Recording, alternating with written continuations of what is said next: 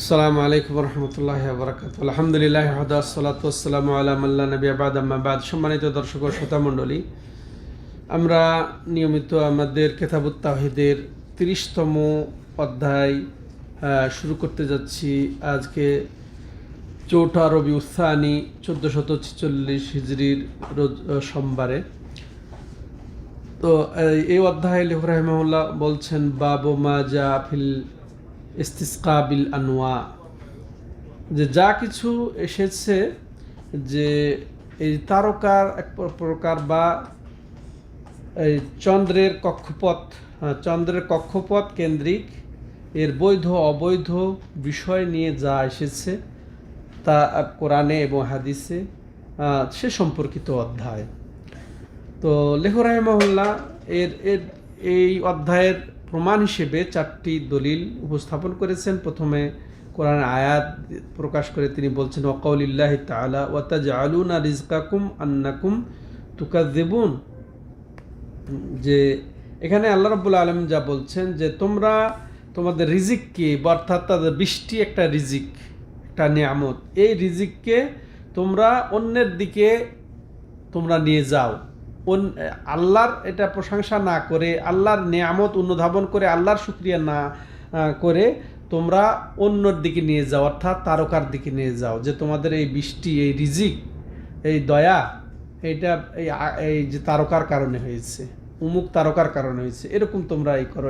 এটাকে তোমরা কি করো, যে তারকার দিকে সম্বন্ধ করো আল্লাহকে বাদ দিয়ে। তো এটার ভয়াবহতা, যা আসলে আমরা এই বৃষ্টি একটা বড় নিয়ামত, এই নিয়ামতটা আল্লাহর দিকে আমরা সম্বন্ধিত করব এবং এইটা আল্লাহর প্রশংসা করব, আল্লাহর শুকরিয়া আদায় করব। তো এই অধ্যায়ের মাধ্যমে, এই অধ্যায়ের সাথে কিতাবুত তাওহীদের যে সম্পর্ক সেটা বহুভাবে, যেমন এই যে বৃষ্টি যে অবতীর্ণ হওয়া, এটা আকাশের তারকার দিকে কেউ যদি নিসবত করে, যে এই তারকার কারণে বৃষ্টি হয়েছে, এটা শিরিক হবে। কিন্তু আল্লাহর দিকে নিসবত করা, আল্লাহর দিকে সম্বন্ধ করা, এটা হচ্ছে তাওহীদ। এটা একটা দিক।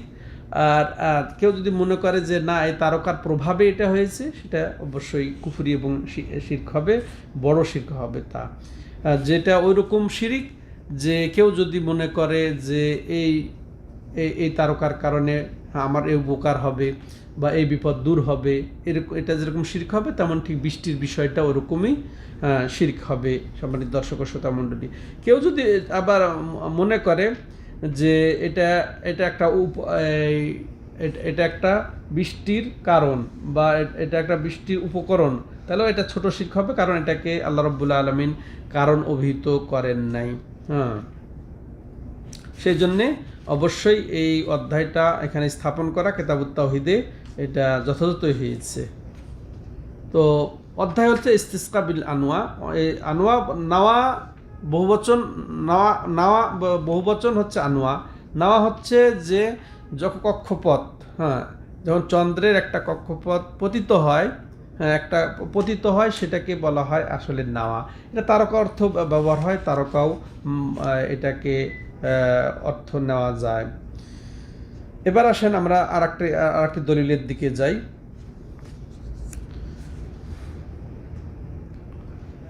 তার আগে এই আয়াত থেকে আমরা যা বুঝতে পারলাম সেটা জানবো। ইবতালু নিসবাতে নুজুলিল মাতার ইলাল আনওয়া, যে কোনো তারকা বা কোনো কক্ষপথের দিকে এই বৃষ্টি বর্ষণের সম্পর্ক, এটাকে বিশ্বাস করা, এটা এখানে বাতিল করা হয়েছে, প্রতিবাদ করা হয়েছে। তেমনইভাবে যে এটা বৃষ্টি বর্ষণ যে তারকার দিকে যদি নিসবত করা হয়, এটা আসলে মিথ্যা, এটার কোনো সত্যতা নাই। তেমনইভাবে আল্লাহর বৃষ্টি বর্ষণে আল্লাহর শুকরিয়া আদায় করা, এটার অপরিহার্যতা এখানে স্পষ্ট হয়েছে।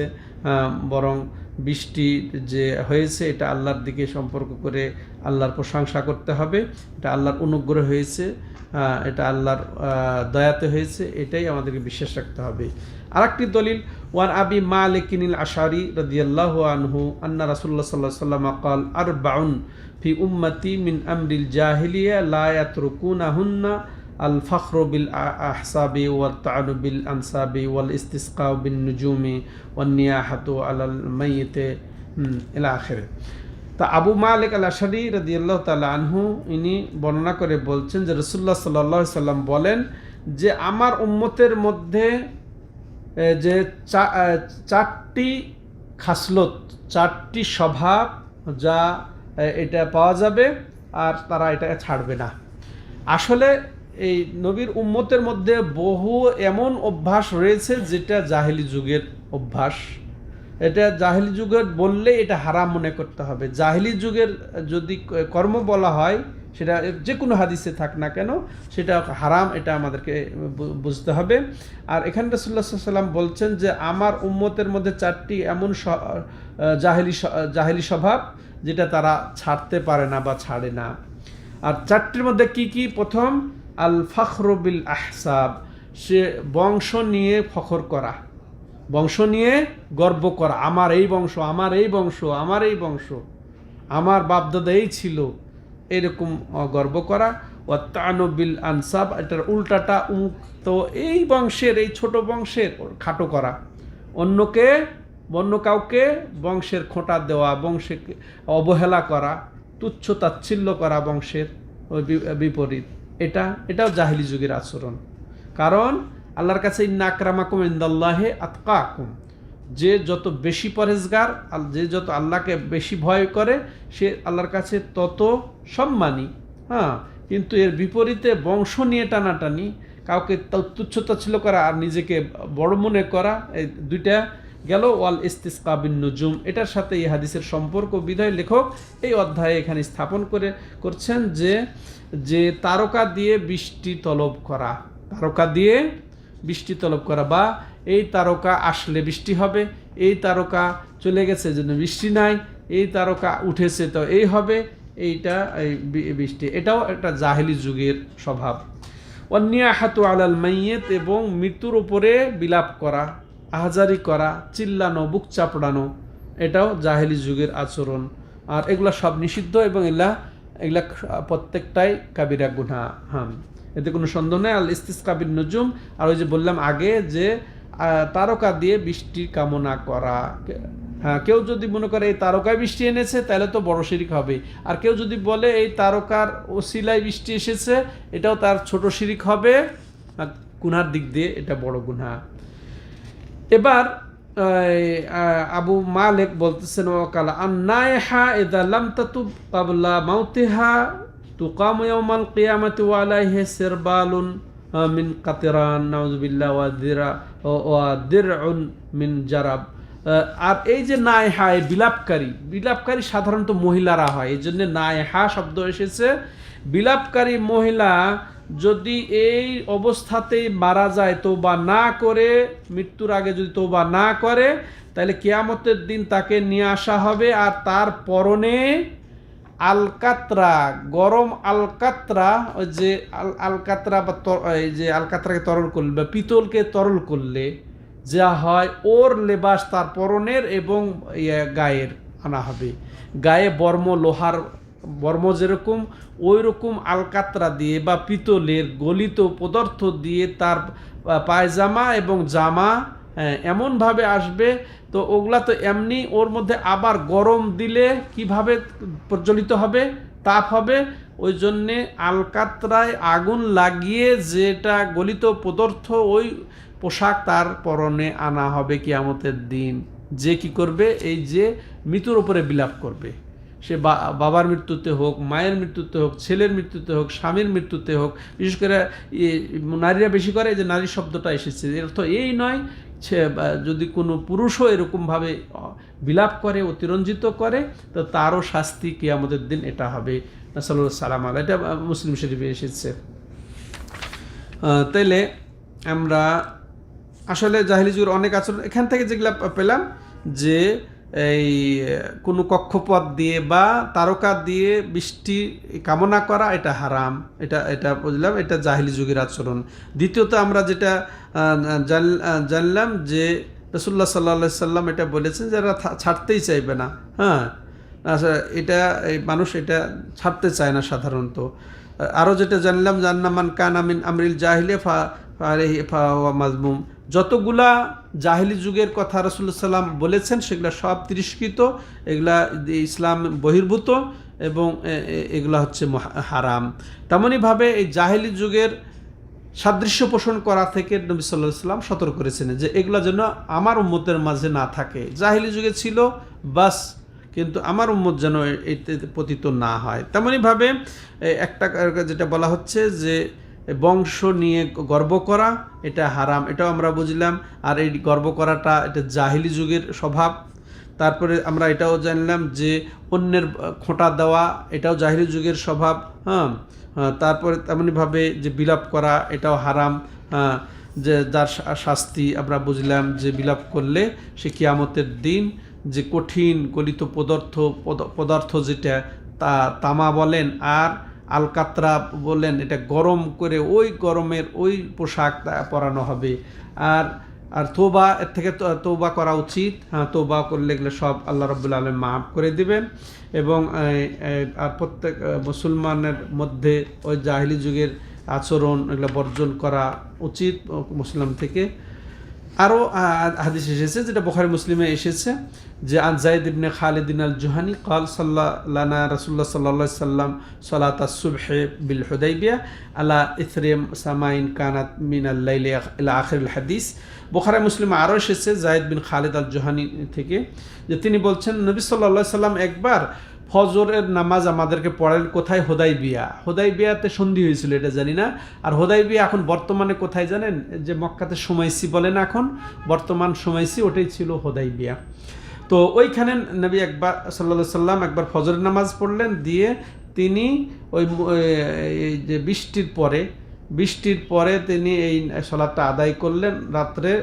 রাত্রে বৃষ্টি হয়েছে, এরপরে তিনি ওই দিনের ওই ফজর নামাজ আদায় করলেন। ফালাম্মা ইনসারাফা আকবালা আলান নাস, এরপরে যখন নামাজ শেষ হলো তিনি মানুষের দিকে ফিরে বসলেন। এরপরে তিনি কি বললেন? আতাদরুনা মাযা ক্বালা রাব্বুকুম, তোমরা কি জানো যে তোমাদের রব কি বললেন? এটা গুরুত্বপূর্ণ হাদিস, শুনেন। হাদিসে কুদসি রাসূলুল্লাহ সাল্লাল্লাহু আলাইহি ওয়াসাল্লাম বর্ণনা দিচ্ছেন আল্লাহর পক্ষ থেকে।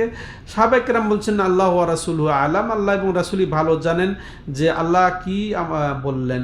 তো ক্বাল রাসূলুল্লাহ সাল্লাল্লাহু আলাইহি ওয়াসাল্লাম বলছেন ক্বালা, আল্লাহ বলেছেন আসবাহা মিন ইবাদি মুমিনুম বি ওয়া কাফির, যে আমার বান্দারা যে আমার ওপরে মুমিন এবং কাফের হয়ে সকাল করে।